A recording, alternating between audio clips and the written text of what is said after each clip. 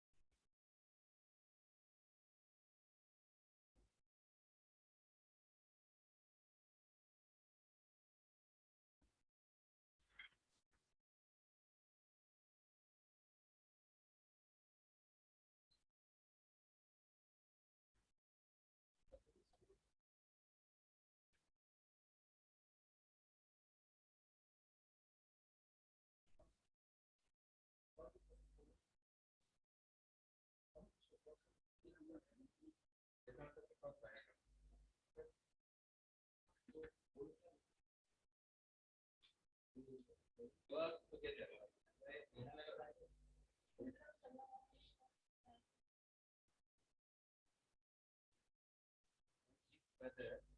Whether is for 10 years.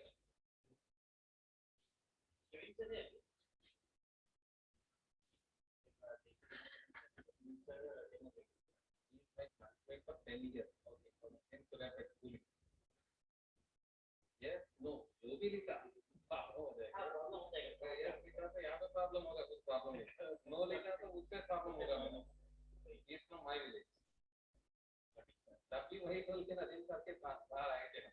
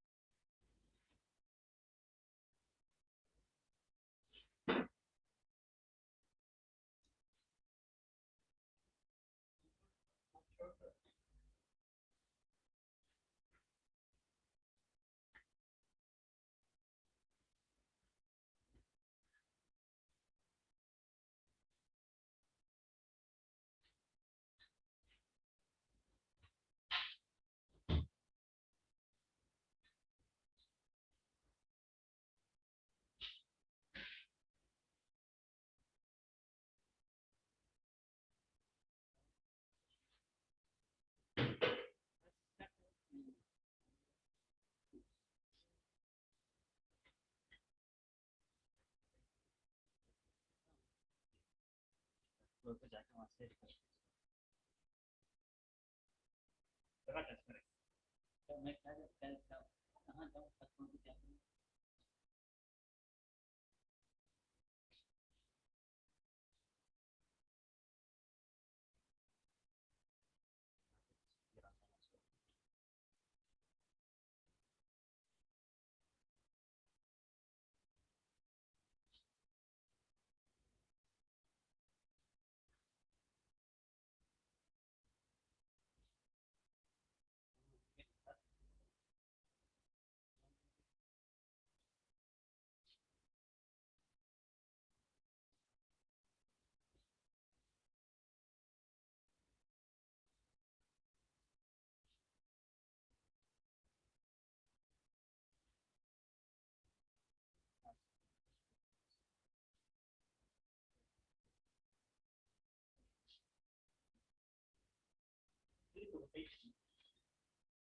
यहाँ पर देखना आपको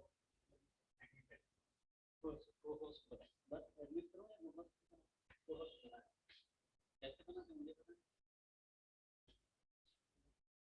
हाँ कहाँ है?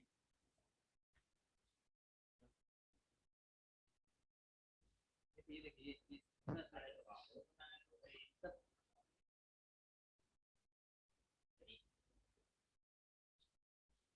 अभी देखो मेरे सर यहाँ क्लास लगाना है। ठीक है क्या क्या करना है सर, मैं वहाँ जाके फोन करता हूँ।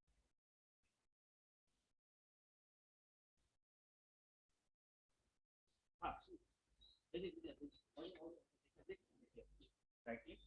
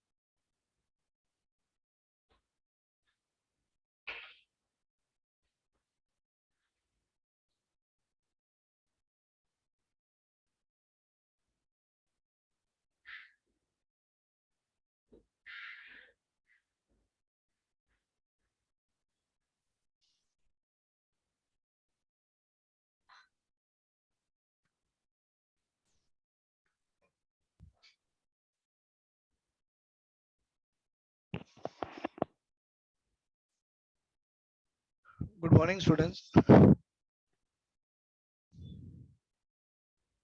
Very good morning, beta.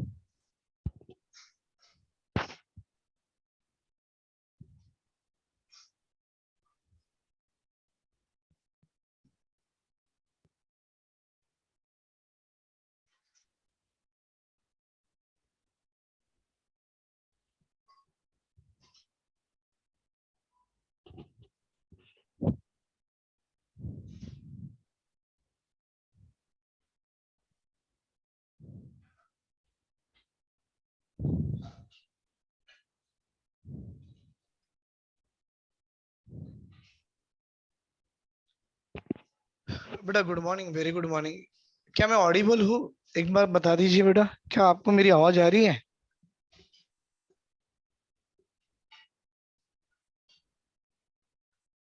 Please.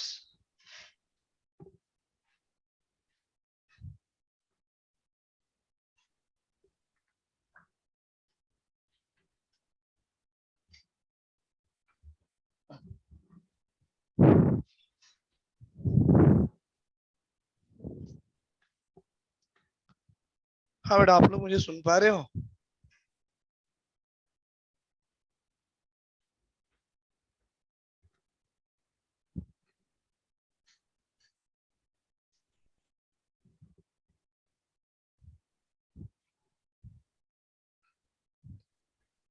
Yes. बेटा लास्ट टॉपिक मैंने कहाँ तक कंप्लीट किया था, क्या आप मुझे बता पाओगे? Up to where we finish the last topic?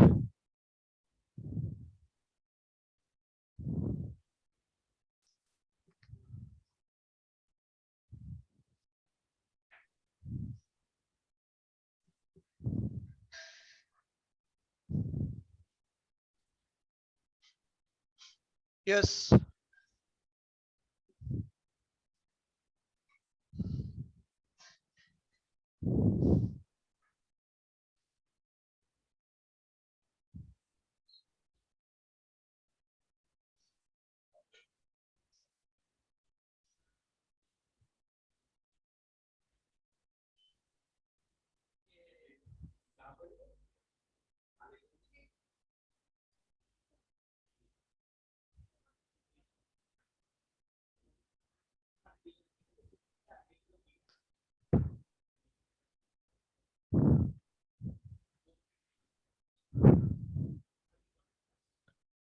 Oxy acid of phosphorus. I think बेटा ऑक्सी एसिड ऑफ फॉस्फोरस जो था, it is the last part of the 15 group element था, जहां तक मैंने बताया था। And now we have to start the another one, that is 16 group element. Yes.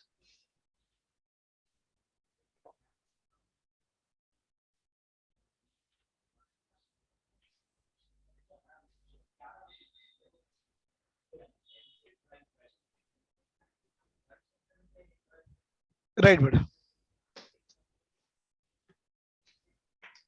Please all of you listen here very carefully बेटा। जब भी मैं आपको ये पी ब्लॉक पढ़ाता हूँ, तो आपने क्या करना है बेटा, एनसीईआरटी की टेक्स्ट बुक लेके बैठना है। मेरे नोट्स साथ साथ में, एनसीईआरटी की टेक्स्ट बुक लेके भी उसमें से देखते जाइए। I am covering each and every point from the NCERT. और बिकॉज लास्ट में जो हमको नीट एग्जाम होता है, इवन हमारा आईआईटी मेंस भी होता है बेटा, everything is coming from NCERT.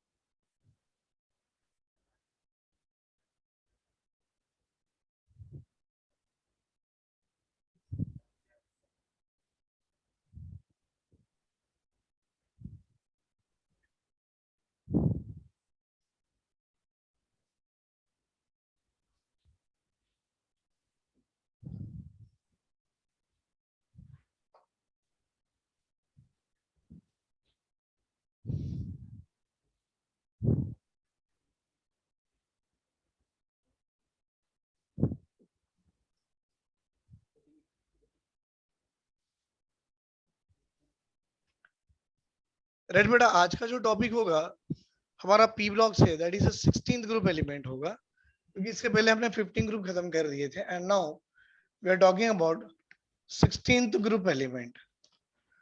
और ये 16 ग्रुप एलिमेंट जो हमारे एनसीईआरटी में जिस तरह से दिया है पी ब्लॉक का ही टॉपिक है बेटा। आई होप आप जानते होंगे it also belongs to the P block element. मतलब it is also called as a 16th vertical column is also called as a 6th A group of the periodic table।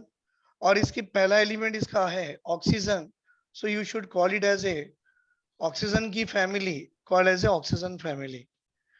हाँ बेटा इस oxygen family को आप और एक नाम से जानते हो, कॉल्ड एज ए चाल्कोजन। हम जो बात कर रहे हैं about the oxygen family, 16 group element, 6th group element और chalcogens, right. What is the element included over it? तो सबसे पहले बात तो यही होगा कि इनमें कौन कौन से एलिमेंट है। भाई ऑक्सीजन है, सल्फर है, सिलीनियम है, टिलूरियम है और पोलोनियम है। आई होप सब बच्चे जानते होंगे ना, oxygen, sulphur, selenium, tellurium and polonium, these are the element present on 6th group element. बेटा इसमें अगर आप जानते हो इसकी एटॉमिक नंबर अगर 8 है तो मैजिक नंबर आप जानते हो 2,8,8, 18,18,32 से बाकी एलिमेंट्स के एटॉमिक नंबर आप लिख सकते हो, राइट। ये आपने फर्स्ट ईयर में पढ़ा होगा, पीरियोडिक क्लास में यही पढ़ाया जाता है। तो बेटा ये जो है आपका पी ब्लॉक का है, इसलिए आपको यहां से ऐड करने हैं नंबर, राइट। 8 + 8 16, भाई 16 + 18 पकड़ लो, कितने आ रहे बेटा? 8 + 6 14, 4 कैरी 1 34, 34 + 18 बेटा ये आ रहा है 30 + 20 52, ये आ गया 52 और ये 32 भी ऐड करा लो, इट बिकम है 84 इज द एटॉमिक नंबर। तो देखो बेटा ये एलिमेंट्स का अगर एक एलिमेंट की एटॉमिक नंबर अगर आपको मालूम हो जाए तो आप बाकी सारे एलिमेंट उसके रखे हुए ग्रुप में आप बता सकते हो bye knowing the magic number. और पी ब्लॉक में बेटा हम एलिमेंट्स में क्या ऐड करते हैं, यहाँ से 8 18 18 32 लगा दो, आ जाएगा। अब इसकी जनरल कॉन्फ़िगरेशन अगर आप लिखना चाहो कंडेंस फॉर्म में तो ये ऐसे लिखे जाते हैं बेटा, ये हीलियम है, तो ये नियॉन है, ये आर्गॉन है, ये क्रिप्टॉन है और ये जेनॉन है। बेटा 8 है मतलब 1s2 हो गया, 2s2 2p4 4 + 2 6 + 2 8। तो देखो बेटा ये 3s2 3p4 हो सकता, राइट। ये 4s2 4p4 लेकिन बीच में 3d10 आता है, आई होप आप जानते होंगे। बेटा ये 5s2 है तो ऑब्वियसली 4d10 आएगा और 5p4 आएगा। बेटा यहाँ पर 6s2 है तो आप जानते हो 4f की 14 आएंगी, 5d का 10 आएगा और 6p का 4 है। बेटा ये वैलेंस शेल है, देखो ये सारे वैलेंस शेल है। तो वैलेंस शेल अगर ये होने से आप तो सीधा बता सकते हो कि सर इस ग्रुप की जनरल इलेक्ट्रॉनिक कॉन्फ़िगरेशन क्या होगी, तो आप बोलना NS2NP4। देखो बेटा NS2NP4 NS2NP4 ये इस ग्रुप की क्या होगी बेटा, वैलेंस कॉन्फ़िगरेशन होगी। इसका साथ में मतलब लिखना चाहो तो आप ऐसे भी लिख सकते हो 1 2 3 और ये रहा बेटा उसका पेड अप एलिमेंट, राइट। ये होगी इसकी कॉन्फ़िगरेशन, जनरल कॉन्फ़िगरेशन। हाँ अब इसमें ये भी पूछा जाता है कि ये oxygen, sulphur, selenium, tellurium, polonium में सर इनकी फिजिकल प्रॉपर्टी के साथ में इनके metallic and non metallic nature बताइए। एनसीईआरटी लिखता है वैसा आप ही लिखना है। Oxygen sulphur are the non metal, बाद में बेटा सिलीनियम और टिलूरियम जो दिख रहा है आपको, ये selenium and tellurium they are the metalloids. बड़ा सिंपल है पर नीट लेवल में भी पूछा जाता है। और पीओ ये कैसा है, एक मेटल है called as radio active element. ये मेटल तो है भाई, P O is a polonium is a radio active metal बोला गया है। चलो ट्रेंड्स इन द प्रॉपर्टी भी बात करेंगे इनकी, ये तो मैंने जस्ट जनरल बता दिया। So what is the trends in its their properties? तो trends in their properties of the 16th group element. तो what is the trends in the properties बेटा, सबसे पहला वाला ट्रेंड सब बच्चे जानते हैं, कोई एक्सेप्शन नहीं है इसमें। What is that? Atomic radius. भाई आप एटॉमिक साइज बोलिए या एटॉमिक रेडियस, मैं बता दूं increases down the group, increases down the group. अब आप बच्चे लोग जानते होंगे sir what is the reason behind it. as we are coming down the group, differentiating electron enters into new shell, और जैसे जैसे नए नए शेल में जाते जाएगा एटम की साइज बढ़ती जाएगी, तो atomic size increases down the group. यहां तक स्क्रीनशॉट ले लीजिए बेटा, देखिए screenshot up to here.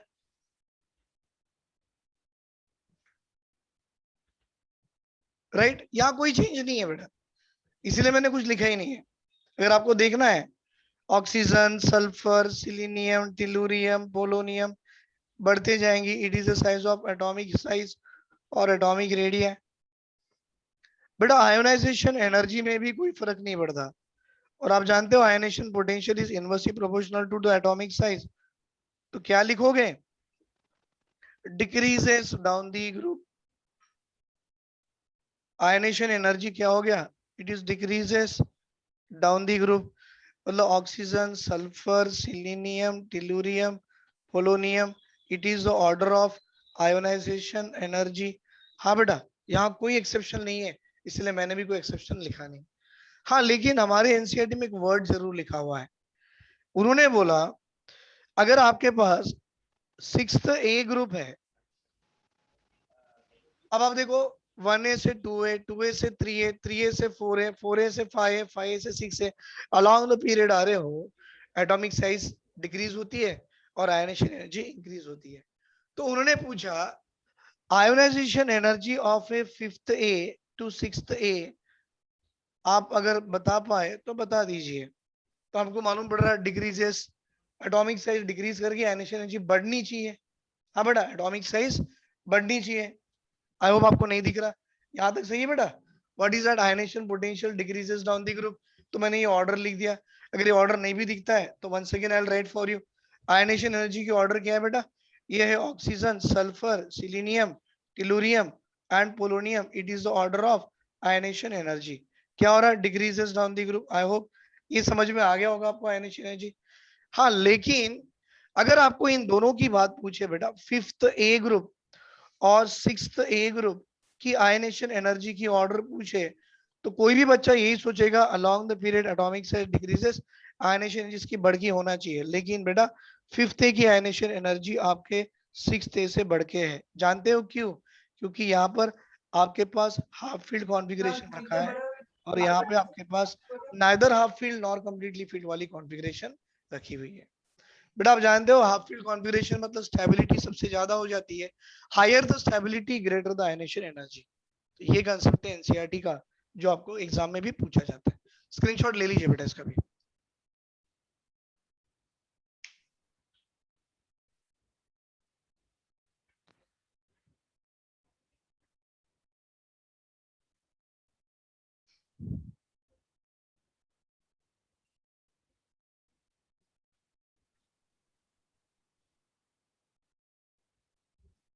Good. अब देखो मैं एक्सेप्शनल प्रॉपर्टी देने जा रहा हूं। ये एक्सेप्शनल प्रॉपर्टी बेटा एग्जाम में पूछी जाती है, थोड़ा ध्यान से। हाँ, एग्जाम में बहुत बार पूछा भी गया है, और आई होप जो बच्चों ने पीरियोडिक क्लासिफिकेशन 11th क्लास का अच्छे से पढ़ लिया है ना, तो उसको ये प्रॉपर्टी भी याद हो जाएगी। एफिनिटी बेटा, इलेक्ट्रॉन एफिनिटी की बात कर रहे हैं। हमसे पूछा जाता है सबसे कम इलेक्ट्रॉन एफिनिटी किसकी है और सबसे ज्यादा इलेक्ट्रॉन एफिनिटी किसकी है, बस यही पूछा जाता है। और यही टॉपिक है बेटा, इसमें जो एग्जाम में पूछेगा एग्जामिनर तो यहीं से पूछेगा। जहां एक्सेप्शनल दिखा वहां से सवाल तो आने ही है, और जहां एक्सेप्शनल नहीं है वहां कुछ भी नहीं पूछते हैं। राइट, देखिए बेटा आपको बताने जा रहा हूं। Sir now property number 3 called as electron affinity. बेटा ये जो इलेक्ट्रॉन एफिनिटी होता है ना, it is also called as a electron gain enthalpy. Electron affinity is also called as electron gain enthalpy. बेटा ऑब्वियसली आपको ये भी मालूम है, जैसे जैसे आप डाउन दी ग्रुप जाओगे एटम की साइज बढ़ेगी, एफिनिटी कम होगा। तो हम बोल सकते हैं electron affinity it also decreases down the group. Right sir, पर यहाँ पर एक छोटा सा एक्सेप्शनल है। क्या एक्सेप्शनल है बेटा, इसमें एक्सेप्शनल है ये वाला एलिमेंट ऑक्सीजन। इसकी जो वैल्यू है, it has lowest electron affinity value सबसे कम है, क्योंकि अगर आप एफिनिटी की बात करो ना बेटा, सारे थर्ड पीरियड एलिमेंट्स की एफिनिटी सेकंड पीरियड से बढ़ के होती है। तो ऑब्वियसली हमारा जो सल्फर है, सल्फर की एफिनिटी सबसे बढ़ के ऑक्सीजन बढ़ के होना चाहिए, but instead of oxygen, sulphur, selenium, tellurium, अब पोलोनियम तो आप जानते हो रेडियो एक्टिव है, उसका इन्वॉल्वमेंट तो होगा ही नहीं, तो अब आ गया oxygen, and it is the order of electron affinity of 16 group element. और आप जानते हो सर वाई सबसे लोएस्ट है, क्योंकि इलेक्ट्रॉन एफिनिटी ऑफ ऑक्सीजन में O2 नेगेटिव देखा जाता है। बेटा पहला इलेक्ट्रॉन जब ऐड करो, देखो ऑक्सीजन में फर्स्ट इलेक्ट्रॉन जब ऐड करते हो तो वो O नेगेटिव होगा, गैस स्टेट में होता है बेटा ये, और एनर्जी जो लिबरेट होती है आप उसको कहते हो, it is a delta H value is equal to minus of EA1। अब ये जो दूसरा यूनि नेगेटिव गैसेस आयन में और एक इलेक्ट्रॉन जब डालते हो तो आने वाला negative already negative negative negative के बीच में क्या हो गया, रिपल्शन फोर्स हो गया। बेटा रिपल्शन फोर्स होने से इलेक्ट्रॉन ऐड करना पॉसिबल था ही नहीं, लेकिन मैं बोल गया कि बेटा इलेक्ट्रॉन ऐड करना है, तो आपने क्या किया, बाहर से एनर्जी देके रिपल्सिव फोर्स को मिनिमाइज किया, इलेक्ट्रॉन को ऐड किया और O का 2 माइनस मुझे दिखा दिया। लेकिन एक्चुअल में क्या इस प्रोसेस में क्या आपकी एनर्जी एब्जॉर्ब हुई? ना सर। एनर्जी एब्जॉर्ब लिबरेट हुई? ना सर, एनर्जी एब्जॉर्ब हो गई। और एब्जॉर्ब जब होती है तो डेल्टा H जो होती है आपकी बेटा, it become a plus of EA1, E82 affinity 2, right. तो पहली एफिनिटी बेटा नेगेटिव होती है, बाद में सारी वैल्यू पॉजिटिव होती है, और एफिनिटी को electron gain enthalpy negative term में देखा जाता है। तो what you should say, oxygen में 2 माइनस होने के कारण बेटा इसकी एफिनिटी बहुत कम है। मतलब ये सबसे अच्छा कंसेप्ट है बेटा जो आपको 11th क्लास में पीरियोडिक क्लासिफिकेशन में पढ़ाया जाता था, देख लीजिए यहां तक। तो ये एक्सेप्शनल केस आपने याद रखना है, oxygen will have a lowest affinity than the sulphur. I mean 16 group में सबसे कम एफिनिटी हमारे ऑक्सीजन की ही है, देख लो बेटा एक बार।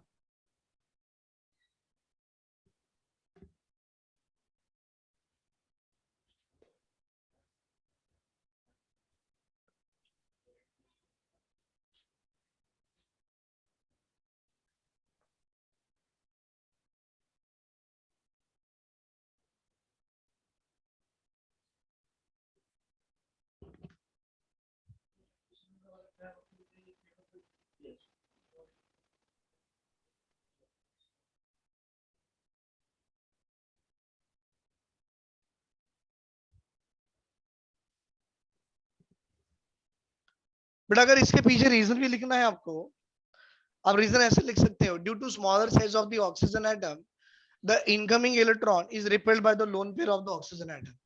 रीजन इसका ऐसा लिखो, due to smallest size of oxygen atom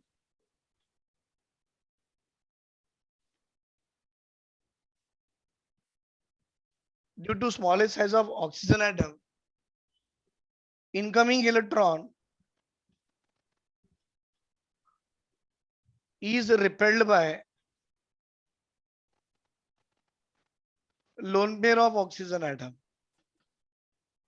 oxygen atom में जो लोन पेयर है, वो लोन पेयर मतलब इलेक्ट्रॉन ही हुआ ना, इलेक्ट्रॉन ये नेगेटिवली चार्ज हो गया और आने वाला इलेक्ट्रॉन भी नेगेटिव, ऑलरेडी लोन पेयर भी नेगेटिव, दोनों में रिपल्शन हो गया और इसीलिए इसकी एफिनिटी सबसे कम हो गई, राइट। तो ये कुछ इंपॉर्टेंट प्रॉपर्टीज थे बेटा। अब हम जाएंगे तो next important property that is oxidation state. बड़ा अच्छा कंसेप्ट है बेटा ये, oxidation state of 16th group element, बहुत ही बढ़िया कंसेप्ट है, देखना इसमें से जरूर क्वेश्चंस आते भी हैं और अब तक बहुत बार क्वेश्चन पूछे भी गए हैं। Only on this topic, which one, that is oxidation state of 16 group element. बेटा हमारा एनसीईआरटी बताता है कि this group element is having a variable oxidation state, एक से ज्यादा है। This group element are having a variable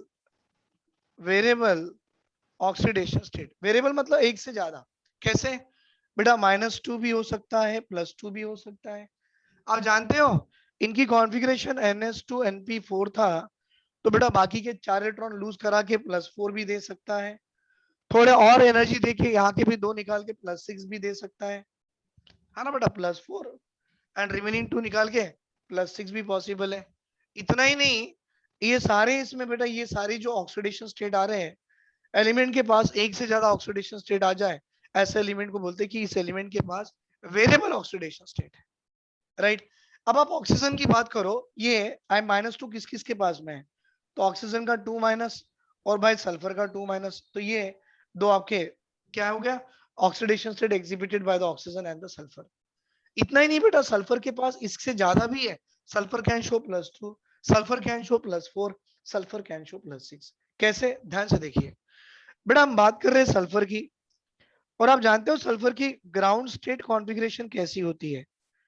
हाँ बेटा, सल्फर की एटॉमिक नंबर कितनी है, 16 है।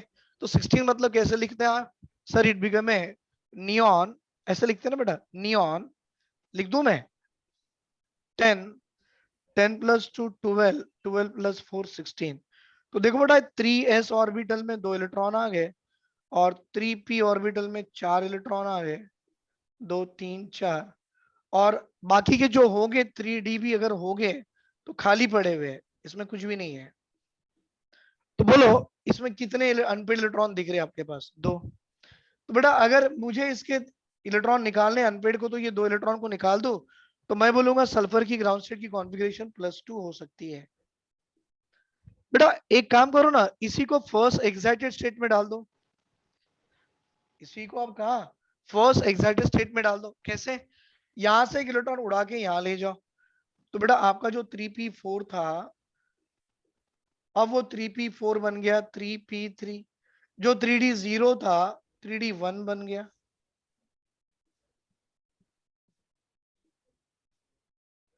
और जो 3s2 था वो अब भी आपका 3s2 ही रहेगा। अब देखो कितने अनपेड आ गए, सोचो बेटा, देखो how many unpaired we got again, sir 4 unpaired आ गए। तो भाई वो चारों के चारों अनपेड यहाँ से लूज करेगा कि नहीं करेगा, यस सर करेगा, करेगा ना, वेरी गुड। तो चारों भी अनपेड लूज करके ऑक्सीडेशन स्टेट क्या हो सकती है, +4। पर आपको ये याद रखना है, सल्फर अपनी ग्राउंड स्टेट में +2 ऑक्सीडेशन स्टेट दिखा सकता है, लेकिन वही सल्फर आपके फर्स्ट एक्साइटेड स्टेट में +4 की ऑक्सीडेशन स्टेट दिखाता है। बेटा वही सल्फर आपके सेकंड एक्साइटेड स्टेट में देखो क्या आएगा, सेकंड एक्साइटेड स्टेट, बेटा यहां से इलेक्ट्रॉन उड़ा के डी में डालो, जो आपका 3s2 था अब बन गया 3s1, जो आपका 3p था एज इट इज 3p3 ही होगा, बेटा एज इट 3p3 ही होगा, दिख रहा है ना, वेरी गुड। और जो आपका 3d1 था सर, अब वो बन गया 3d2, कितना बन गया बेटा, 3d2। एक इलेक्ट्रॉन यहाँ, कितने अनपेड है, 2 + 3 5 + 1 6। सल्फर अपने सेकंड एक्साइटेड स्टेट में +6 की ऑक्सीडेशन स्टेट दिखाता है। देख लो बेटा यहां तक, any doubt, very good. Sulphur अपने सेकंड एक्साइटेड स्टेट में +6 की ऑक्सीडेशन स्टेट दिखाता है, वेरी गुड। चलो अब आएगा बेटा, ये कुछ इंपॉर्टेंट प्रॉपर्टीज थे जो मैंने बता दिया, जनरल प्रॉपर्टीज में ही आते हैं।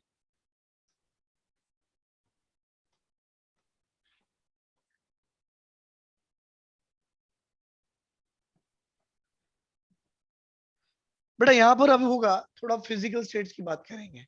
फिजिकल स्टेट मतलब इन द सेंस हम बात करेंगे एलोट्रॉपी, फिजिकल स्टेट, क्या वो गैस के फॉर्म में है, सॉलिड के फॉर्म में है, लिक्विड के फॉर्म में, कैसे होंगे, और उनका फिजिकल स्टेट चेंज होता भी है या नहीं होता है। तो ऑब्वियसली होता है बेटा, जैसे जैसे एटम की साइज बढ़ेगी van der Waals force of attraction change होगा और उनका फिजिकल स्टेट भी चेंज होगा, राइट। ये तो कॉमन है बेटा, ये तो हर तरफ आप यही पढ़ते आ रहे हैं ना, कि जैसे जैसे van der Waals force of attraction change होगा उसकी फिजिकल स्टेट भी चेंज होती है। तो let me discuss with you the property called as a physical state and the atomicity. बहुत इंपॉर्टेंट है बेटा ये भी, देखिए अब आएंगी तो प्रॉपर्टी मेरे ख्याल से जहां तक 4 हो गई होंगी, हम लोग इसको ले लेंगे एज ए पॉइंट नंबर 5 करके, physical state, physical state and allotropy.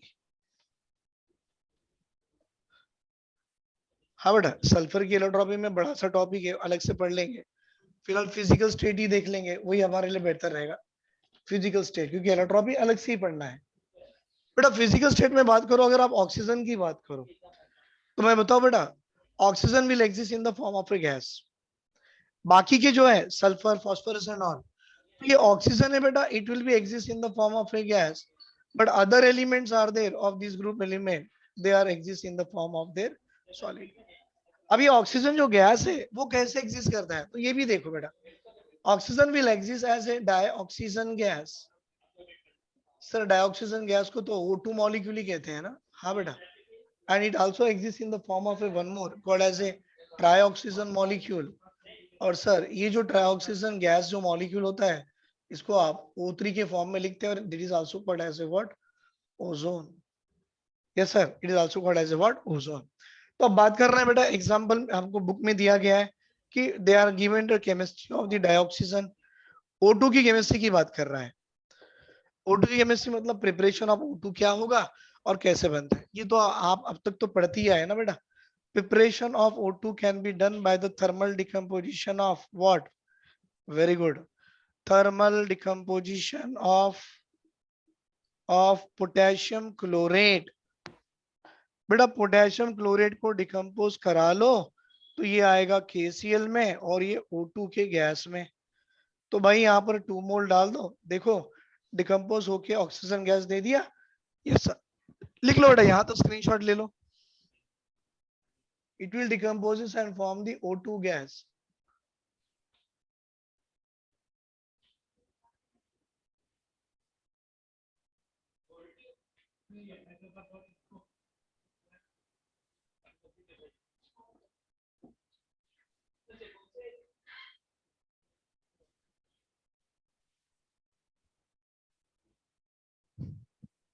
इतना ही नहीं बेटा, आप सेकंड पार्ट भी बोल सकते हो। हेवी मेटल ऑक्साइड जो होते हैं ना उनका डिकम्पोजिशन कराना है। Sir decomposition of heavy metal oxide, आपको याद आ रहा, हेवी मेटल ऑक्साइड अनस्टेबल होते हैं और अनस्टेबल हो गए तो अपने आप में ही टूट जाएगा। कैसे मैं बताऊं बेटा, ये हेवी मेटल ऑक्साइड है, कौन, सिल्वर ऑक्साइड। और एक हेवी मेटल ऑक्साइड बेटा ये कौन सा है, मर्क्यूरी का ऑक्साइड है, राइट। इसी तरह से कोबाल्ट का भी आता है, CO बेटा कोबाल्ट है, CO कोबाल्ट, और उसकी ऑक्साइड ये है। बेटा आप जानते हो ये जो सिल्वर मर्क्यूरी कोबाल्ट ये कहां पर है, they are place below the hydrogen. बेटा जो एलिमेंट बिलो द हाइड्रोजन होते हैं इनकी रिडक्शन पोटेंशियल वैल्यू पॉजिटिव होती है, गॉट द पॉइंट। मतलब they act as a reducing agent, sorry oxidising agent. As they act as a oxidising agent मतलब दूसरे को ऑक्सीडाइज कराएंगे लेकिन खुद का तो रिडक्शन करा लेंगे, गॉट द पॉइंट। तो ये अपने आप में देखो डिकम्पोज हो जाते हैं, on heating they decompose and they form their oxygen. भाई ये भी O2 देगा, ये भी O2 देगा, ये भी O2 देगा, बाकी के बाकी metal as a metal form बाहर। सर इसको 2 ले लो ना सबको, तो देखो ऑक्सीजन कितने आ रहे हैं, 2 और 2 4 सिल्वर, यहाँ पर 2 मर्क्यूरी और यहाँ बेटा 4 कोबाल्ट। ये फॉर्म है इनके, देख लीजिए, राइट। ये एक मेथड था बेटा। और एक मेथड हमारी बुक में दिया गया है, आई होप अगर आपने देखा होगा NCERT में, और एक अच्छा सा मेथड दिया है, डिकम्पोजिशन ऑफ H2O2। सर ये तो आप भी जानते हैं, सब भी जानते हैं, ये हाईली अनस्टेबल कंपाउंड है, अपने आप में ही टूट जाता है। और जब अपने आप में टूटेगा तो वेपर ऑफ वाटर तो देगा ही देगा, वेपर ऑफ ऑक्सीजन गैस भी देगा। So it is also the one of the method to prepare the oxygen gas, right. बेटा और एक है इलेक्ट्रोलाइसिस, इलेक्ट्रोलाइसिस ऑफ वाटर। बेटा ये वाटर आपका लिक्विड के फॉर्म में है, आप इसमें से करंट पास करा रहे हो, मतलब इलेक्ट्रोलाइसिस करा रहे हो, तो ऑब्वियसली एक निकलेगा H2 की गैस, एक निकलेगी O2 की गैस। भाई O2 नेगेटिवली चार्ज है, पॉजिटिव इलेक्ट्रोड पे जमा हो जाएगा, तो O2 गैस लिबरेट हो रही है एनोड से, H2 गैस लिबरेट हो रही है कैथोड से, है बेटा। और ये एक कमर्शियल मेथड ही है प्रिपेयर करने का, O2 प्रिपेयर करने का, यही एक अच्छा कमर्शियल मेथड है। बाकी के लैब मेथड है बेटा, मैं ये नहीं बोल रहा कि बाकी गलत है, गॉट। और पॉइंट नंबर 5 बेटा ये भी देख लीजिए, point number 5 liquefaction of air. अब इसके बारे में लिखा के देना नहीं पड़ता बेटा, बच्चों को समझ में आ जाता है।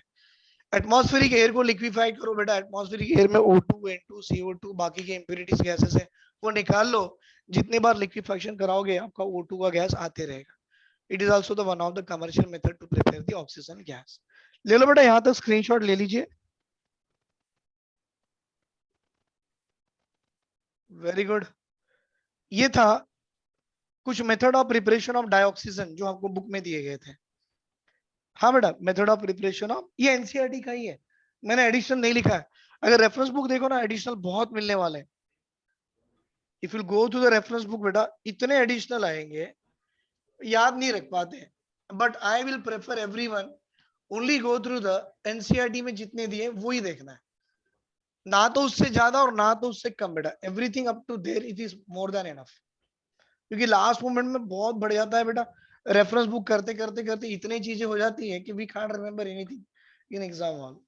तो थोड़ा सा ही पकड़ो, बड़ा अच्छे से याद रखो, it is more than enough for everyone to remember. Now sir, structure of dioxygen कैसी होगी, ये तो आप भी जानते हो। स्ट्रक्चर ऑफ ऑक्सीजन कैसा होगा sir? O link with a O. Very good भाई, है ना। इसके पास दो अनपेड थे, इसके पास भी दो अनपेड है, बॉन्ड बना लिया। एक लोन पेयर यहाँ रखा, एक लोन पेयर यहाँ, एक लोन पेयर यहाँ, एक लोन पेयर यहाँ। पहला बॉन्ड सिग्मा, दूसरा बॉन्ड पाई। आई होप ये तो सभी बच्चे जानते हैं। Very good.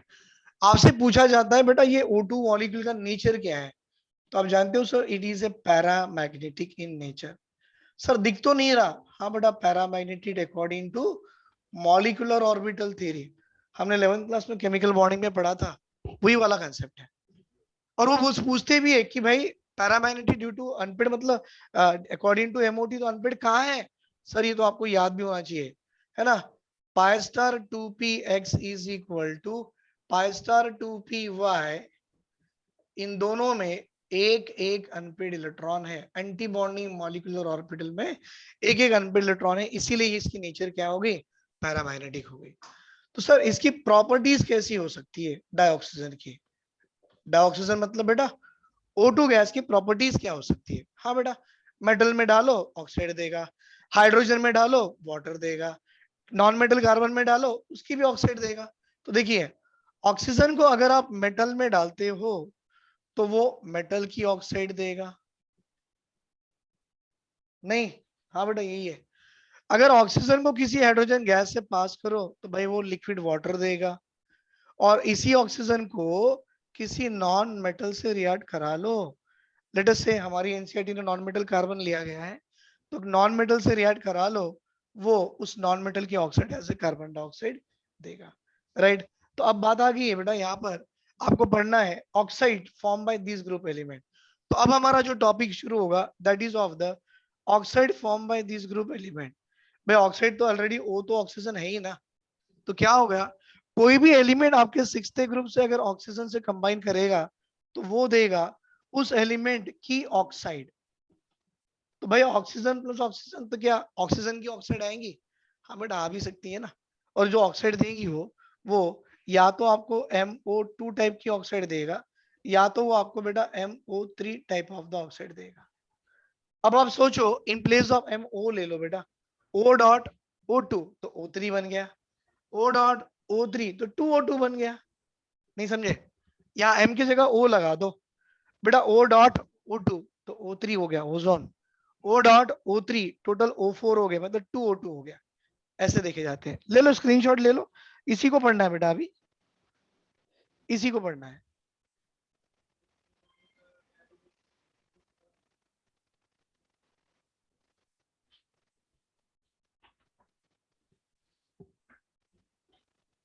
तो इसमें सबसे पहले पढ़ेंगे सर नंबर 1 सिंपल ऑक्साइड्स क्या है। सबसे पहले पढ़ेंगे बेटा सिंपल ऑक्साइड्स क्या है, राइट। सिंपल ऑक्साइड में भी मैं आपको 3 सिंपल ऑक्साइड दे रहा हूं। पहला वाला बड़ा सिंपल है बेटा, एसिडिक ऑक्साइड, ये सिंपल ऑक्साइड है। जैसे कि आप जानते हो सारे नॉन मेटल के ऑक्साइड एसिडिक ऑक्साइड ही होते हैं बेटा। एसिडिक ऑक्साइड मतलब नॉन मेटल के ऑक्साइड एसिडिक होते हैं। सर अब नॉन मेटल क्या होगा?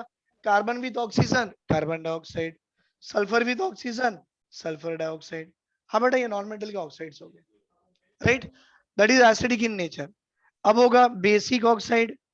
बेटा आप ये भी जानते हो सारे मेटल के जो ऑक्साइड्स होते हैं, मेटल के जो ऑक्साइड्स होते हैं वो बेसिक ऑक्साइड कहलाते हैं, बट उसमें भी एक्सेप्शन आएगा, I will show you. For example sodium की oxide, sodium oxide Na2O, calcium की ऑक्साइड CaO, कैल्शियम ऑक्साइड, ये भी मेटल ऑक्साइड है, क्या है बेटा, बेसिक इन नेचर है। और ऑप्शन सी बेटा ये रहा आपका एम्फोटेरिक ऑक्साइड, ये रहा आपका एम्फोटेरिक ऑक्साइड, मतलब it behave as acidic as well as basic. बता दो कौन से हैं? याद रखना बेटा बहुत काम का है, zinc, aluminium, tin and lead. Zinc, aluminium, tin and lead.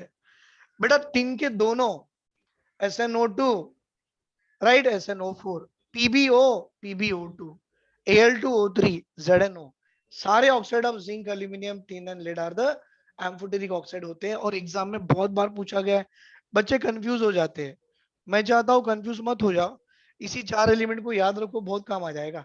Zinc, aluminium, tin and lead भी होते हैं एम्फोटेरिक ऑक्साइड। इसके अलावा और भी है बेटा, जब हम ग्रुप पढ़ते रहेंगे ना तब आपको याद आते रहेगा। Another one, fourth one D is a, बेटा न्यूट्रल ऑक्साइड भी होते हैं, got the point. Fourth one D that is also called as a what, neutral oxide भी होते हैं। हाँ बेटा न्यूट्रल ऑक्साइड क्या है याद रखना, हमारी एनसीईआरटी में और हमारी नीट में और आईआईटी मेंस में ये बार बार पूछा गया है। बेटा न्यूट्रल ऑक्साइड कार्बन का मोनोऑक्साइड, नाइट्रोजन का नाइट्रस ऑक्साइड और नाइट्रिक ऑक्साइड। बेटा ये नाइट्रिक ऑक्साइड है और ये नाइट्रस ऑक्साइड लाफिंग गैस है, ये न्यूट्रल है। लेकिन मैं बताता हूँ बेटा आपको, ये भी एक न्यूट्रल ऑक्साइड ही तो हो गया। नहीं, अरे ऑक्साइड ऑफ हाइड्रोजन है ना भाई, ये तो न्यूट्रल इन नेचर है, तो ये है उसको न्यूट्रल ऑक्साइड। लिख लीजिए बेटा, they all come under the heading of what, so they all come under the heading of simple oxides हो गए हैं। स्क्रीनशॉट ले लीजिए बेटा।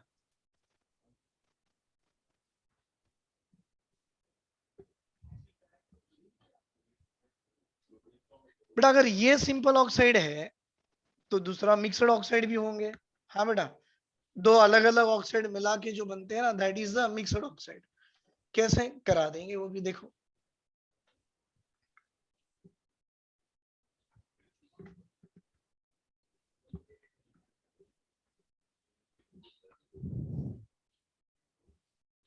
बेटा now another one is mixed oxide.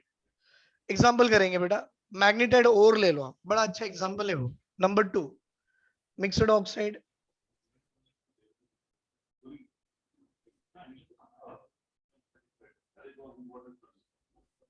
Sir इस मिक्सड ऑक्साइड में अच्छा सा एग्जांपल है,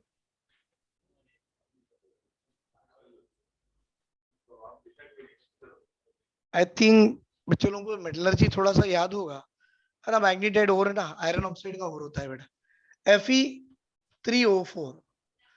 अच्छा ये देखो बेटा, Fe3O4 ये जो ऑक्साइड आपने बनाया है कैसे बनाया होगा, तो ऑब्वियसली आपने Fe2O3 डाला होगा और उसमें FeO भी डाला होगा, 2+1 3, 3+1 4, तो ये Fe3O4 is the mixed oxide of iron. वैसे क्रोमाइड और भी आता है बेटा, क्रोमाइड और मतलब Cr2O3 प्लस FeO भी आता है। तो ये जो है आपके ऑक्साइड कैसे मिक्सड ऑक्साइड है। तो हमने देखा है simple oxide, acidic, basic, neutral and amphoteric, और कुछ मिक्सड ऑक्साइड्स भी होते हैं। तो ये बस इतना ही देखना है कि what are the mixed oxides. हाँ बेटा और एक मिक्सड ऑक्साइड बना दूं मैं, ये देखो, PbO2 प्लस 2PbO बना लो भाई, तो 2+1 3, तो भाई ये हो गया Pb3, 2+2 4, ये हो गया Pb3O4। तो भाई Pb3O4 is also called as a what? It is a mixed oxide of lead. Pb3O4 made up of what? PbO2 plus 2 moles of PbO. Is it clear? चलो बना लो बेटा, ये ऑक्साइड का टॉपिक था, मतलब क्या क्या बनते हैं। रिएक्टिविटी नहीं देखी हमने, रिएक्टिविटी अलग से देखेंगे। अब इस ऑक्साइड्स में पहले हम देखेंगे oxide of oxygen, that is OO2। बेटा OO2 कौन है व्हाट, ओजोन। तो हम जो पढ़ने वाले हैं ये वाला, what is that, ozone. Formula is O3। ये क्या है, प्रिपरेशन कैसी होती है, प्रॉपर्टीज कैसे होगी, हम लोग उसकी बात करेंगे। स्क्रीनशॉट ले लीजिए बेटा।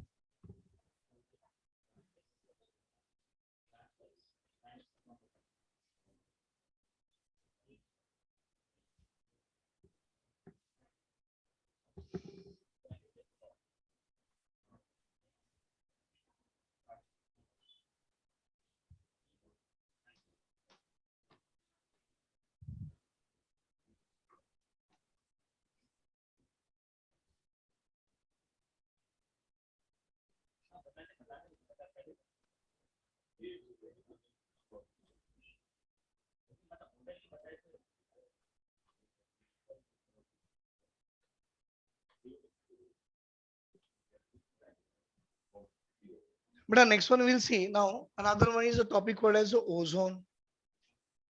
But denoted in the form of O3. पहले इसकी बात करेंगे कि ये बनता कैसा है, मेथड ऑफ प्रिपरेशन. तो sir 3 moles of oxygen by passing it through silent electric discharge,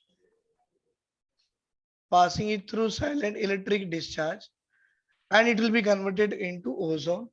बन गया. हाँ सर, इसकी डेल्टा एच की वैल्यू पॉजिटिव होती है, मतलब ये प्रोसेस अपने आप में एंडोथर्मिक का प्रोसेस है. ये प्रोसेस बेटा अपने आप में क्या है, एंडोथर्मिक का प्रोसेस है. अब ये जो प्रोसेस में जब आप ये बनाते हो ना ओजोन, तो ओजोन बनाते वक्त में जो आप डिवाइस यूज करते हो that is called as a ozoniser. तो what we can say, apparatus used to prepare ozone is called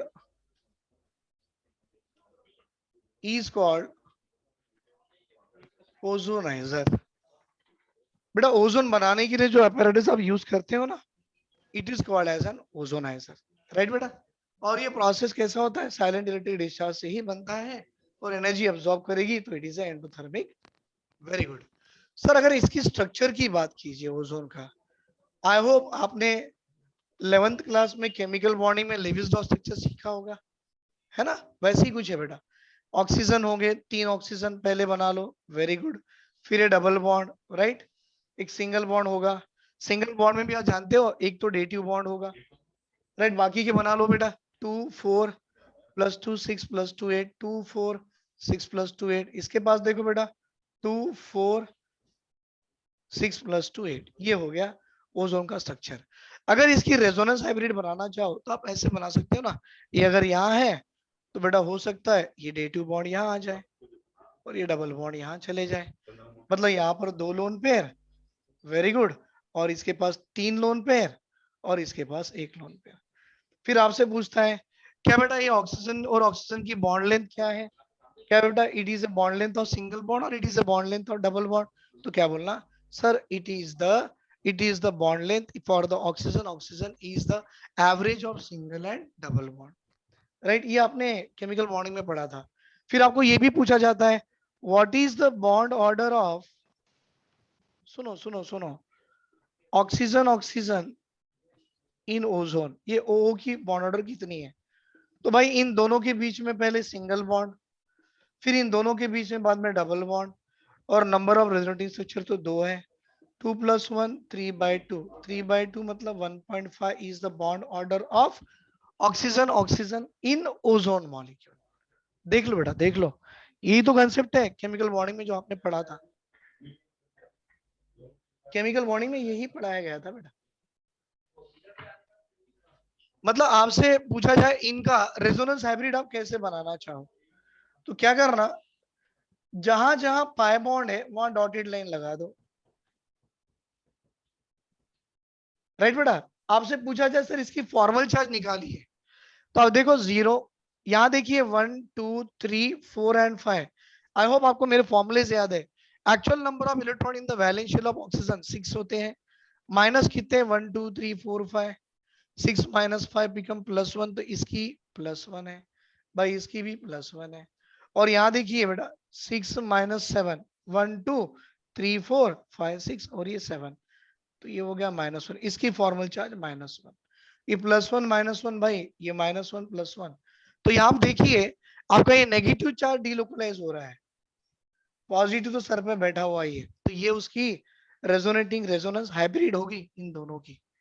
got the point. ठीक है. अब ये शेप देख के आपको लग कैसे रहा है, how the shape of the ozone molecule, तो बोलना sir it is A angular shape. लिख दे बेटा, yes sir it is the angular shape. Sir इसकी मैग्नेटिक नेचर क्या है, सर कहीं भी तो अनपेड इलेक्ट्रॉन नहीं है, तो sir it is the diamagnetic in nature. याद रखो बेटा, एग्जाम में यही पूछता है. It is angular in shape, diamagnetic in nature right. Bond length in दोनों की इक्वल है, bond length are equal due to resonance, due to resonance. क्योंकि देखो अगर ये डबल बॉन्ड है तो ये ऑक्सीजन ऑक्सीजन की bond length it is average of double and single. बेटा ये सिंगल बॉन्ड है, ऑक्सीजन ऑक्सीजन की bond length it is average of single and double, तो बॉन्ड लेंथ दोनों की ओ की यहाँ पर सेम ही रहने वाली है, राइट। लिख लीजिए बेटा यहाँ तक। प्रॉपर्टीज भी देखेंगे हम लोग। ओजोन क्या लिक्विड है या गैस है, तो बोलना दोनों भी है भाई। वो दोनों भी ऐसे बिहेव करता है, मींस बिहेव अगर वो गैस के फॉर्म में हो तो कैसा, तो मैं ऐसे कर दूं आपको। बेटा अगर ओजोन आपके गैस के फॉर्म में आएगा ना तो बोलना sir it is A pale blue colour of the gas. अगर गैस है तो पेल ब्लू, अगर लिक्विड है तो भी पेल ब्लू लिक्विड ही आती है।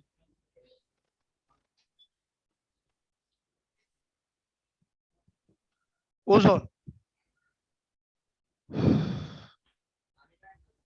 अगर सॉलिड के फॉर्म में आना है तो वो और एक फॉर्म में आएगा। सॉलिड मतलब something called as a violet black crystal आते हैं,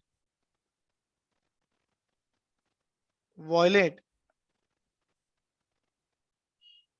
black crystal in solid state. तो ये इसकी प्रॉपर्टीज भी होगी बेटा ओजोन की। Got the point. हाँ, ओजोन की टेंडेंसी है कि डिकम्पोज होकर नेसेंट ऑक्सीजन देगा, और आई होप सब बच्चा जानता है बेटा जिसकी टेंडेंसी नेसेंट ऑक्सीजन देने की है, it act as a bleaching, मतलब it has a bleaching action and it also act as a powerful oxidising agent. मैं यहाँ लिख दूं, आई होप यहाँ तक तो आपको दिख ही गया ना, यहाँ से लिखेंगे, लिख लो बेटा यहाँ तक। मैं प्रॉपर्टी लिखना चाहूंगा, ozone on decomposition gives rise to O2 gas and nascent oxygen.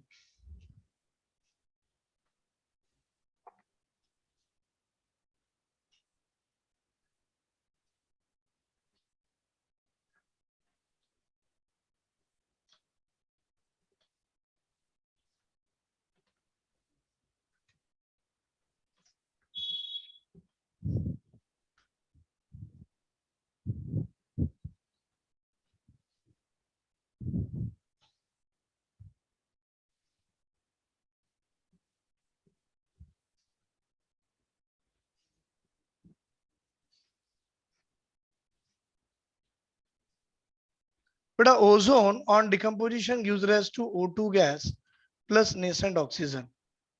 बेटा जिसकी टेंडेंसी नेसेंट ऑक्सीजन देने की है, it act as an powerful oxidising agent, powerful oxidising agent. और बेटा ये नेसेंट ऑक्सीजन अगर दिया और इस नेसेंट ऑक्सीजन को किसी कलर्ड कंपाउंड से पास करा लो तो वो क्या होगा, कन्वर्टिंग इनटू कलर, तो it has a bleaching action. तो मैं यहां लिख दूं, अगर मेरे पास यहाँ कलर्ड कंपाउंड है, अगर यहाँ मेरे पास क्या है बेटा, कलर्ड कंपाउंड है, और यहां से मैंने नेसेंट ऑक्सीजन पास करवा ली है, तो बेटा ये कलर्ड कंपाउंड अपने आप में कलरलेस में कन्वर्ट हो जाएगा, क्योंकि उसकी टेंडेंसी है to remove the colour. Hence we can say ये जो आपका ओजोन है ना बेटा, याद रखना, dry bleaching is done by ozone. तो dry bleaching is done by ozone, क्योंकि देखो बेटा उसकी टेंडेंसी है कलर की मतलब has a tendency to remove the colour, और जिसकी tendency to remove the colour हो act as a what, bleaching action. लिख लीजिए बेटा यहां तक।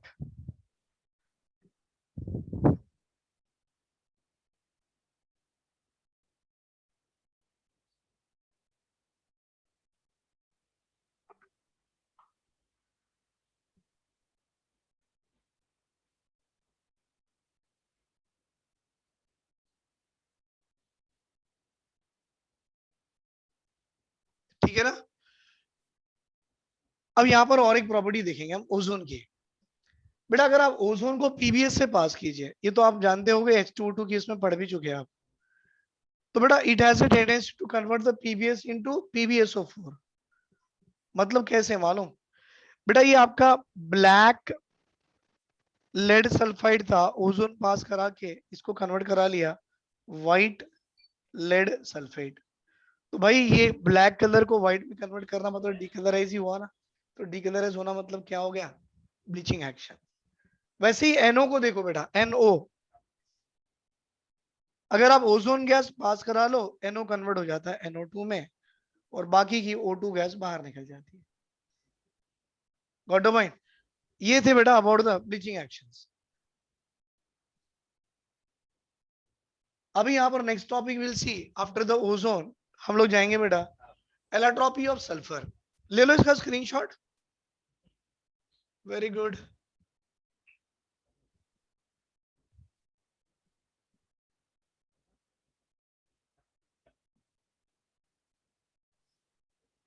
बेटा एलोट्रॉपी ऑफ सल्फर जो अपनी एनसीईआरटी में दिया है उतना ही पढ़ना है, ज्यादा नहीं पढ़ना है, क्योंकि रेफरेंस बुक में बहुत कुछ दिया गया है एंड ऑल मुझे मालूम है वो सब कुछ काम के नहीं है, एग्जाम में नहीं आता है। तो everything from in the NCERT जो लाइन टू लाइन है मैं उसके बारे में बात करूंगा और अच्छे से ही बोलूंगा, क्योंकि वही एग्जाम के लिए आपको पढ़ना है और वही आपको प्रिपेयर होके जाना है। बेटा आपसे पूछा जाएगा allotropy of sulphur, allotropy of sulphur. अब ऐसा तो नहीं ना कि डेफिनेशन देना पड़ेगा एलोट्रॉपी का, देना पड़ेगा क्या? और कौन से एलिमेंट एलोट्रॉपी दिखाते कौन से नहीं? मेटल कभी भी एलोट्रॉपी नहीं दिखाएगा, राइट? तो नॉन मेटेलिक प्रॉपर्टी होना है, तो इस तरह से सल्फर नॉन मेटल है तो एलोट्रॉपी दिखाएगा। कौन से? Alpha beta and gamma, 3 sulphur दिखा रहा है भाई इसके। ये जो आपके सल्फर है इसके 3 एलोट्रॉपिक फॉर्म है, उसके अलावा भी है बट सबसे ज्यादा इंपॉर्टेंट तो ये 3 ही है ना। एक है आपका अल्फा सल्फर बेटा, एक है आपका बीटा सल्फर और एक है आपका गामा सल्फर। बेटा एनसीईआरटी में इसका नाम और एक लिखा गया, gamma sulphur is also called as a what, plastic sulphur. तो इन दोनों में भी एक नाम है, एक को रोम्बिक कहते हैं, एक को मोनोक्लिनिक। बेटा रोम्बिक किसको? Alpha is called as a rhombic sulphur and beta is called as a monoclinic sulphur. और मोनोक्लिनिक बेटा MONO, तो ये दोनों भी इंटरचेंजेबल होते हैं at certain temperature and all, right? तो एक काम करेंगे हम एक एक सल्फर की बात करेंगे। Let us go with sulphur. तो पहले बात करेंगे सर सल्फर। बेटा इसकी एटॉमिसिटी कितनी है? तो बोलना S8 ऑक्टा एटॉमिक है, ये आप बचपन से पढ़ते हैं ना, वेरी गुड। पकड़ रिंग स्ट्रक्चर होती है इसकी, PUCKERED, पकड़ रिंग स्ट्रक्चर होती है इसकी। पकड़ रिंग स्ट्रक्चर दिखती कैसी है भाई? ये कुछ ऐसी दिखती है, देखो देखो देखो सर। सर आप इतना छोटा क्यों बना रहे हो? बस इतना ही बनाना है। ये सारे सल्फर के आइटम्स है। कितने? 3 और 1 4 5 6 7 और 1 8। अगर आप और ध्यान से देखो इसमें बेटा एक सल्फर के पास ऐसे बना दे,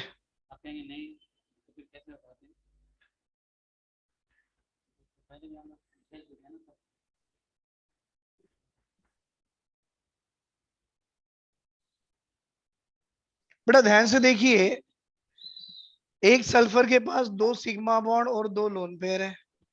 तो एक एक सल्फर की अगर हाइब्रिडाइजेशन की भी बात करो तो sp3 हाइब्रिडाइजेशन ही होती है।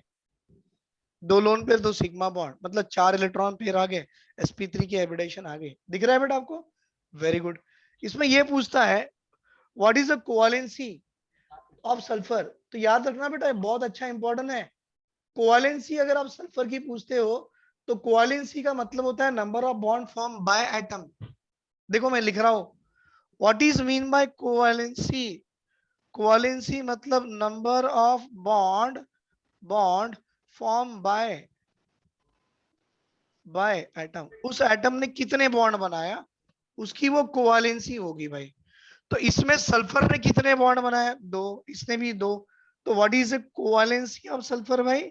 Yes sir, covalency of sulphur is equal to 2। कोई बच्चा 8 लिख के आ जाए तो गलत हो जाता है बेटा। कोवेलेंसी का मतलब समझो यहाँ पर, राइट? और एक खास बात बताए बेटा इसके बारे में, एट नॉर्मल टेम्परेचर, ये बहुत खास बात है क्योंकि यही एग्जाम में पूछा जाता है। बेटा एट नॉर्मल टेम्परेचर आपका जो सल्फर है, टेम्परेचर नॉर्मल तो रूम टेम्परेचर बोला आप, सल्फर है it is diamagnetic, it is diamagnetic. But at 1000 degree centigrade sulphur is, now पहले डाया था, जैसे टेम्परेचर बढ़ गया sulfur s exists as, it exists as S2 और S2 आपका हो जाता है बेटा paramagnetic in nature. IIT mains level में पूछा गया है ये क्वेश्चन, इसलिए मैंने अलग से लिख के दे दिया कि नॉर्मल टेम्परेचर में सल्फर तो डायमैग्नेटिक है, बट जैसी 1000 डिग्री 1000 केल्विन में हीट करा लो वो सल्फर अभी S2 के फॉर्म में एग्जिस्ट करेगा, और सर S2 का फॉर्म होता है पैरामैग्नेटिक इन नेचर। ले लो बेटा यहाँ पर स्क्रीनशॉट।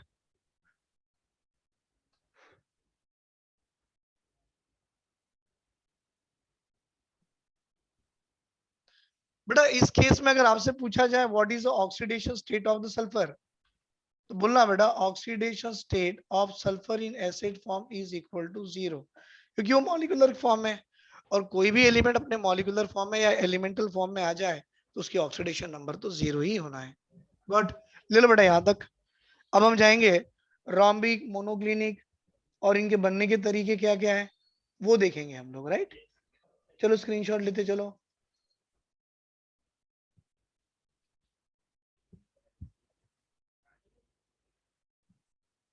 बेटा ये अल्फा सल्फर को रोम्बिक बोला गया है, बीटा सल्फर को हमने बोला गया मोनोक्लिनिक। थोड़ा ध्यान से देखिए, मैं एक्चुअली स्ट्रक्चर बनाने की कोशिश करूंगा, ऐसा कुछ भी नहीं है, बुक में नहीं है, पर मैं बताऊंगा, सुन लो बेटा। अगर मैं बात करूं कि मेरे पास एक रोम्बिक सल्फर है और एक तरफ में मोनोक्लिनिक सल्फर है, दिख रहा है आपको, रोम्बिक मोनोक्लिनिक दिए गए हैं। अगर आपसे पूछा जाए इसमें सबसे ज्यादा स्टेबल कौन है, तो सुनो भाई, जिसकी हीट ऑफ फॉर्मेशन 0 हो वो सबसे ज्यादा स्टेबल होता है, राइट। जो जितनी जिसकी हीट ऑफ फॉर्मेशन 0 तो वो स्टेबल है। क्यों 0 है तो ये भी जानो बेटा, रोम्बिक सल्फर ऐसे होते हैं, देखो मैं बनाने की कोशिश कर रहा हूं।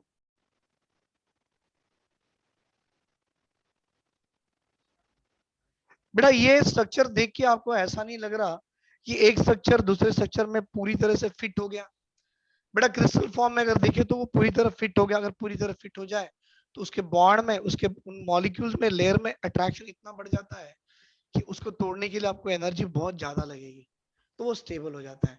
मोनोक्लिनिक ऐसा नहीं है, जिगजैग होता है भाई, ये ऐसा तो फिर ये ऐसा, फिर इसका उल्टा बनाओ ना सर, एग्जैक्टली इसी का उल्टा बनाने की कोशिश करता हूँ। ये आ गया, अब ये ऐसा आ गया तो ये ऐसा आ गया। तो देखो बेटा इसमें आपको क्या दिख रहा है, एक स्ट्रक्चर दूसरे स्ट्रक्चर में पूरी तरह पैक नहीं हो रहा है। अगर पैक ना हो तो ऑब्वियसली वो कैसा होगा बेटा, अनस्टेबल माना जाता है। तो राइट, तो हम बात करेंगे बेटा, अगर मोनोक्लिनिक की अगर मुझे बात करनी है, स्पेशली मोनोक्लिनिक, तो देखो ध्यान से, मैं मोनोक्लिनिक की बात कर रहा हूँ।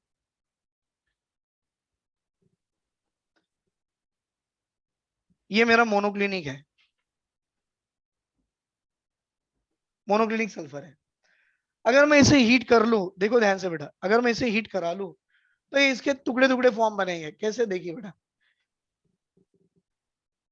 ऑर्डर पॉइंट 1 2 3 4 5, अब जरूरी नहीं 5 ही आए, कितनी भी आए, एक छोटा सा लेयर और एक बहुत बड़ा सा लेयर आएगा, देखिए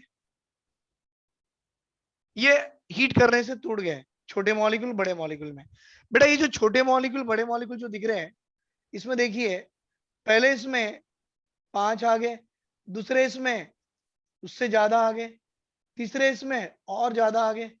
तो ये जो बड़ी सी लेयर बन रही है ना, ये बड़ी सी लेयर बेटा हीट करने से, तो मोनोक्लिनिक को हीट करने से जो बड़ी सी लेयर आ रही है ना, दिस बड़ी सी layer is called as a what, yes plastic sulphur, इसको आप बोल सकते हो प्लास्टिक सल्फर। मतलब आपको ये बताने के पीछे रीजन ये था भाई कि प्लास्टिक सल्फर कहाँ से बनता है, मोनोक्लिनिक से बनता है कि रोम्बिक से बनता है, तो बोला मोनोक्लिनिक को हीट करा लो, और हीट कराने से जो आपको लॉन्ग लेयर, बड़ी सी लेयर ऑफ द सल्फर आती है, that will be called as a plastic sulphur, right. अच्छा ऐसी बात नहीं है बेटा कि सल्फर को ये एसिड ही फॉर्म आते हैं, ऐसा कुछ नहीं है। और इसी सल्फर को अगर आप 1000 डिग्री केल्विन में हीट कराते हो तो वो सल्फर आपका S2 के फॉर्म में दिखेगा। और हम और एक बात बोल सकते हैं बेटा, sulphur has a tendency to exist as a S6 molecule भी होगा, that is a chair form, board form.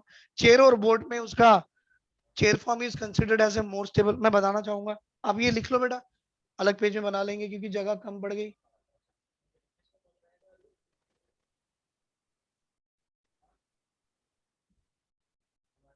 बना दो, देखिए ये जो सल्फर है बेटा, इसके अगर आप हीट करो तो इसके और दो फॉर्म आते हैं, S6 and S2, right? so sulfur also it has a S6 form. बेटा S6 फॉर्म के दो फॉर्म है, एक आएगा बोर्ड फॉर्म और एक आएगा चेयर फॉर्म। एक आएगा चेयर फॉर्म जो कि मोस्ट स्टेबल फॉर्म है, और एक आएगा उसका बोर्ड फॉर्म जो कि लेस स्टेबल है। बेटा अनस्टेबल ही बोले तो भी चल जाएगा, लेस स्टेबल क्यों बोलना, अनस्टेबल ही बोलना। कैसे S6, देखो ये ऐसे है, 1 2 3 4 5 6 S6। चेयर फॉर्म 1 2 3 4 5 6, ये चेयर फॉर्म मोस्ट स्टेबल है। वैसे ही अगर आप सल्फर को 1000 डिग्री में हीट कराते हो, आई मीन 1000 केल्विन में हीट कराते हो, तो आपका जो सल्फर है वो टूट जाएगा और आपको S2 के फॉर्म में देगा। और S2 फॉर्म आपका कैसा होता है sir, it is a paramagnetic in nature. ये तो मैंने स्टेटमेंट में भी लिखा के दिया और अभी भी लिखा के दिया, राइट? देख लीजिए बेटा इसे,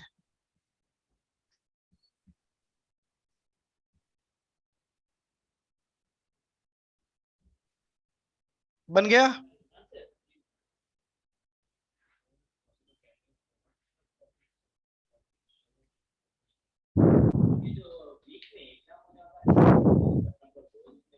बेटा एनसीईआरटी में देखिए आपको और एक मिलेगा एनसीईआरटी में,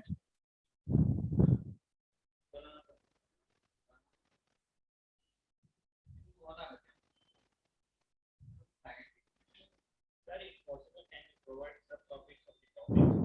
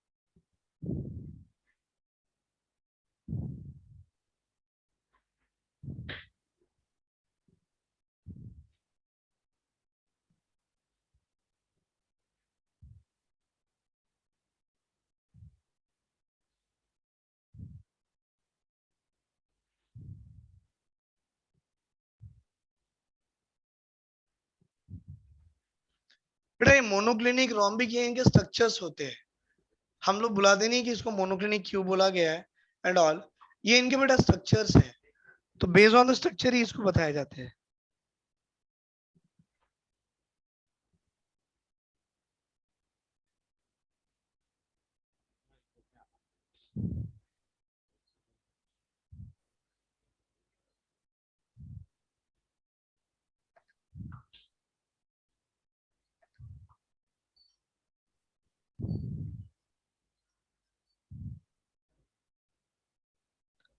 बेटा बॉन्ड ऑर्डर तो हमने केमिकल बॉन्डिंग में सीखा था ना, केमिकल बॉन्डिंग, वहां बॉन्ड ऑर्डर पढ़ाया गया है बेटा, how to find out the bond order and all वहीं पे पढ़ाया गया था।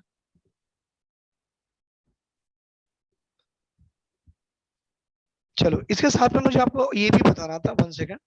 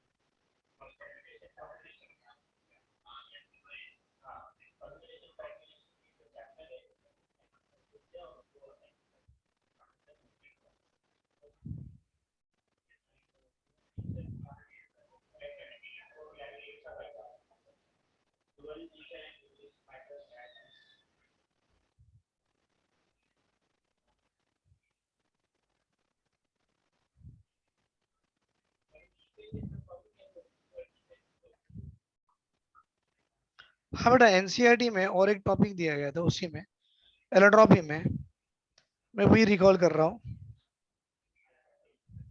एक सेकंड ना।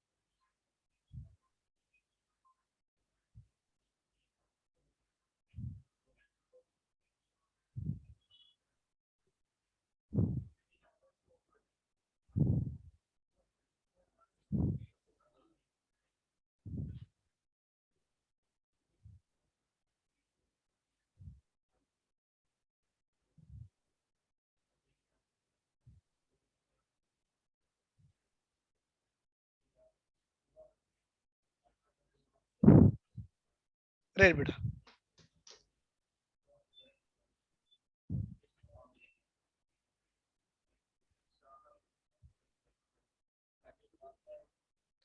बेटा नाउ ये जो हो गया, that is allotropic form of sulphur था। नाउ यहाँ पर क्या है, will see the another one that will be called as a compound form by these element on combining with the hydrogen called as a hydride। बड़ा अच्छा topic है ये। That is a binary compound formed by reaction of this element with a hydrogen and this will be called as a what, hydride। तो अब जो topic है बेटा, that is a topic based on the hydride of this group element। ये भी बहुत important ही है क्योंकि यहाँ पर प्रॉपर्टीज देखा जाती है, उनकी प्रॉपर्टीज को कंपेयर किए जाते हैं।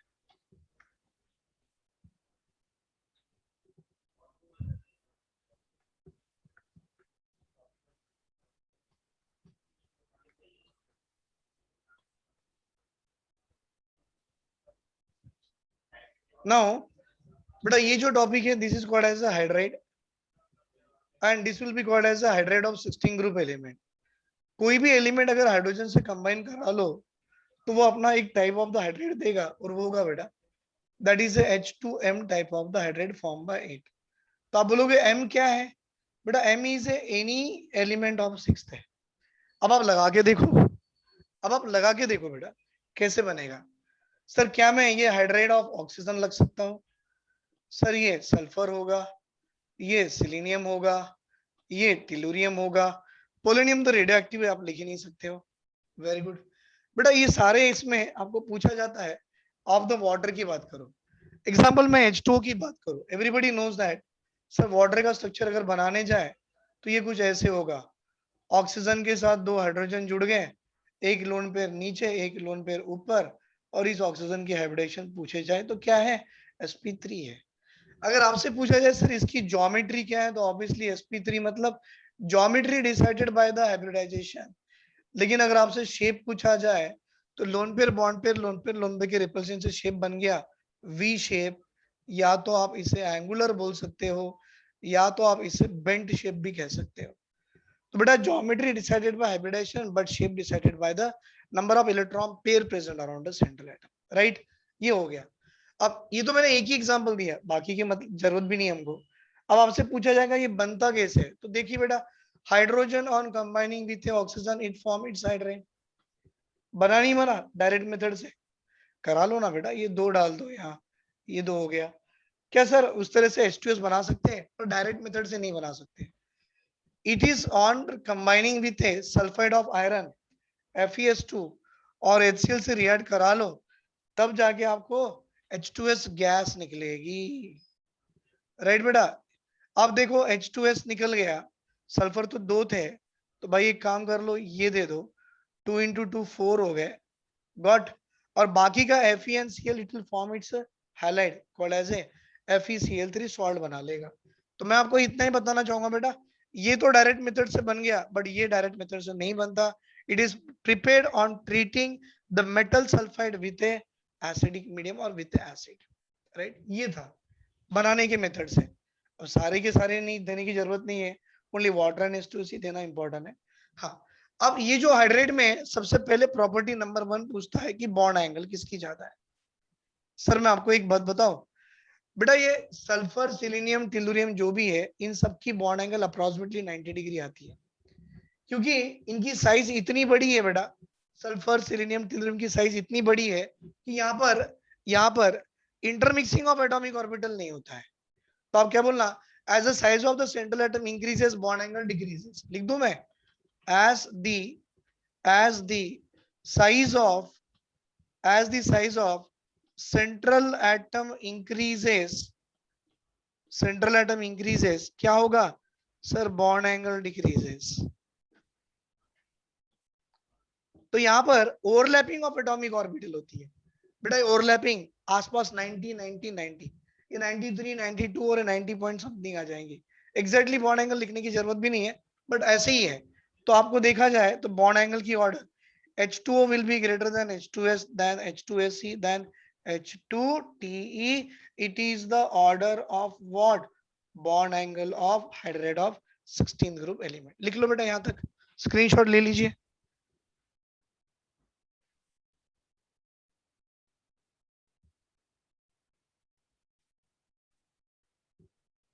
अब नेक्स्ट वन इज बेटा, इसमें पूछा गया है इनकी reducing power, acidic nature, hydride बेटा, reducing power, acidic nature and the boiling point.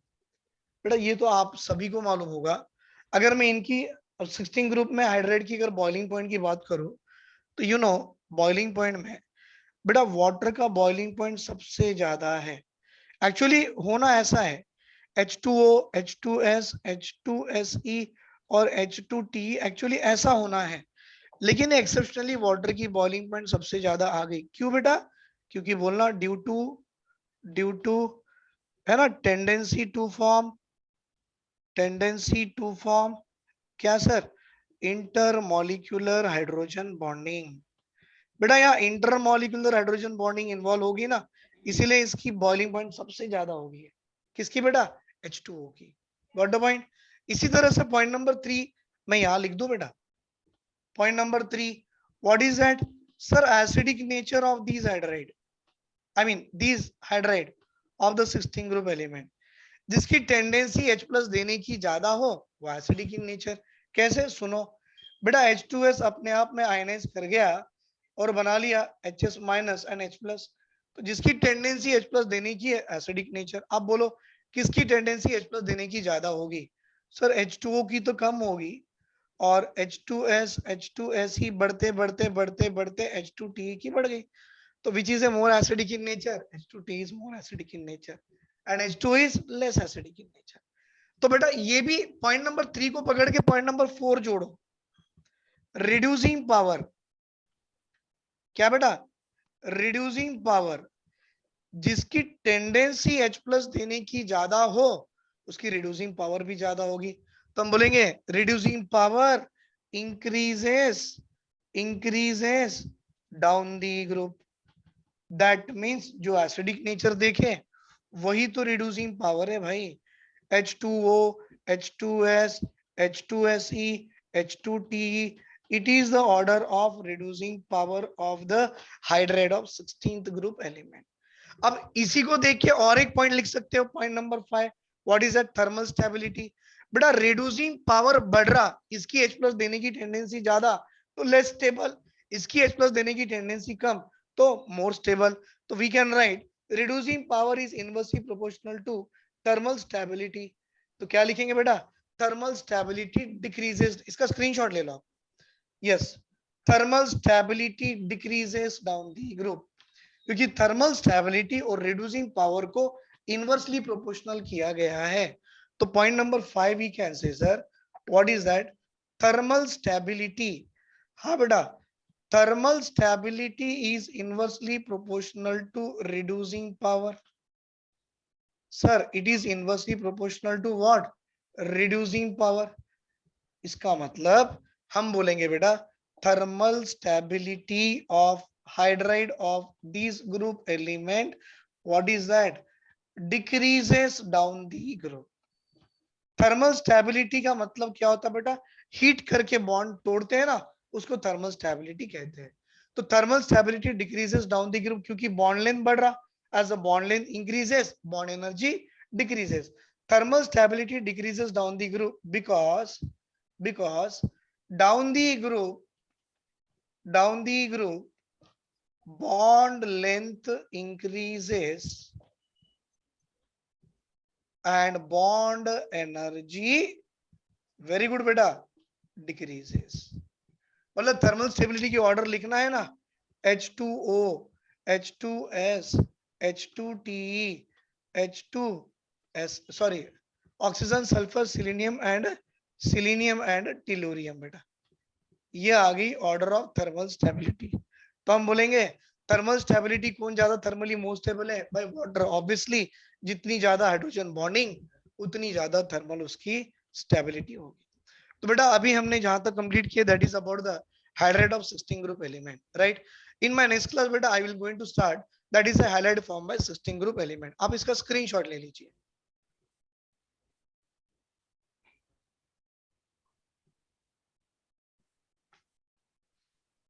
Is it clear है? समझ में आया सबको? I hope everybody understood this one.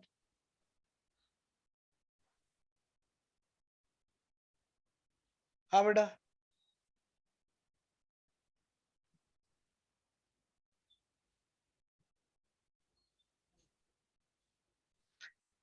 ठीक है बेटा, हमारी नेक्स्ट क्लास में हम लोग देखेंगे about the highlights of the sixteen group element, right बेटा? थैंक यू बेटा, thank you very much, have a great day, take care, bye.